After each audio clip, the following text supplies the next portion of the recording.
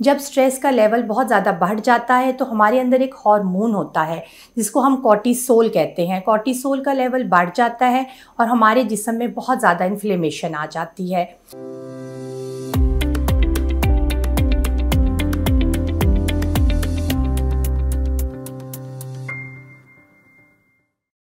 Assalamu alaikum. I am Dr. Ambreen Haider, lifestyle medicine physician. I am a diplomat of International Board of Lifestyle Medicine and fellow in integrative medicine from USA. हमारा आज का topic है chronic inflammation. हम आज की video में देखेंगे कि क्रॉनिक इन्फ्लेमेशन क्या होती है और इससे हम कैसे बच सकते हैं ताकि हम मुख्तलिफ बीमारियों डायबिटीज़, थायराइड, आर्थराइटिस और कैंसर से बच सकें। इसको जानने के लिए आखिर तक आप हमारी वीडियो ज़रूर देखें और हेल्थ वाइज चैनल को सब्सक्राइब करें। हमारे जिस्म में एक दिफाई निज़ाम होता है जिसे हम इम्यूनिटी कहते हैं। अगर हमारे अंदर बहुत से जरासीम यानी कि बैक्टीरिया और वायरस वगैरह हमला करते हैं तो हमारी इम्यूनिटी इन्फ्लेमेशन के ज़रिए हमारे जिस्म को इन सब बीमारियों से, इन जरासीम से बचाती है। मगर अक्सर ये होता है कि इन्फ्लेमेशन बहुत देर तक रहती है और ये क्रॉनिक इन्फ्लेमेशन में तब्दील हो जाती है, जिसकी वजह से बहुत ज़्यादा बीमारियों का शिकार हो जाते हैं, जैसे डायबिटीज़ हो गई, थायराइड है, आर्थराइटिस, रूमाटाइड आर्थराइटिस और बहुत से कैंसर बन जाते हैं। अगर आपको क्रॉनिक इन्फ्लेमेशन से बचना है या फिर आपको अगर क्रॉनिक इन्फ्लेमेशन है और आप उसको कम करना चाहते हैं तो सबसे पहले आपको अपना लाइफस्टाइल चेंज करना होगा। लाइफस्टाइल चेंज करने के लिए नंबर 1 पे आ जाती है ग़िज़ा, न्यूट्रिशन। आपको चाहिए कि आप सुपरमार्केट से खानों को छोड़ें, मैदे और मैदे से बनी हुई चीज़ों से परहेज़ करें।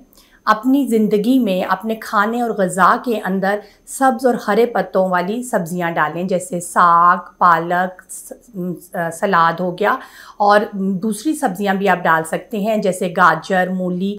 इन्फ्लेमेशन से बचने के लिए फ़्रूट को अपनी ज़िंदगी का हिस्सा बनाएं, जैसे किन्नू, माल्टा, सेब, बेरीज़। इनमें बेइंतहा एंटीऑक्सीडेंट्स होते हैं जो आपको इन्फ्लेमेशन से बचाते हैं।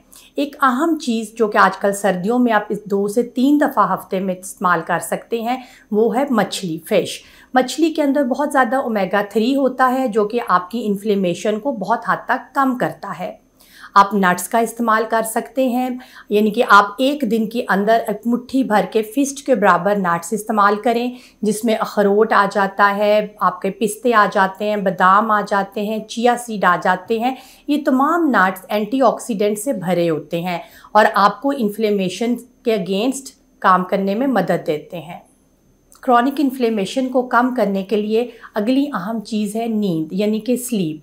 आपको चाहिए कि आप अपनी नींद का एक रूटीन बनाएं, एक टाइम पर सोएं और एक टाइम पर जागें। रोज़ाना 7 से 8 घंटे की नींद लाजमी लें, क्योंकि जब आप सोते हैं तो आपका जो बॉडी है, आपका जिस्म है, वो रिपेयर होता है और आपको क्रॉनिक इन्फ्लेमेशन से बचाता है।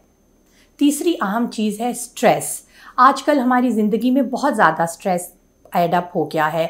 कभी घर का स्ट्रेस, कभी ऑफिस का स्ट्रेस, कभी बाहर का स्ट्रेस, ट्रैफिक का स्ट्रेस। जब स्ट्रेस का लेवल बहुत ज़्यादा बढ़ जाता है तो हमारे अंदर एक हार्मोन होता है जिसको हम कॉर्टिसोल कहते हैं। कॉर्टिसोल का लेवल बढ़ जाता है और हमारे जिस्म में बहुत ज़्यादा इन्फ्लेमेशन आ जाती है। इससे बचने के लिए हमें चाहिए कि हम अपनी ज़िंदगी में ब्रीदिंग एक्सरसाइजेस डालें। बहुत सी ब्रीदिंग एक्सरसाइजेज होती हैं जिनको आप 4 से 5 दफ़ा दिन में करके अपना स्ट्रेस लेवल कम कर सकते हैं। एक्सरसाइज को अपनी ज़िंदगी का मामूल बनाएं।